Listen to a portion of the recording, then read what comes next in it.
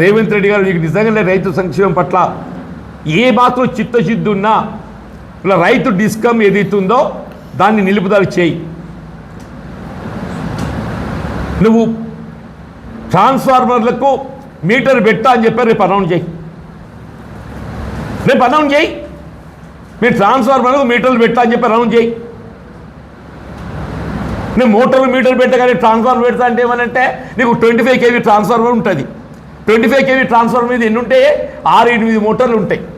25 kV transformer మీద ఎన్ని మోటార్లు ఉంటాయి అన్న అని చెప్పి అంటున్నా. నేను కూడా ఒక రైతుని చెప్పి అంటున్నా. 3 × 8 24 8 మోటార్లు ఉంటాయి.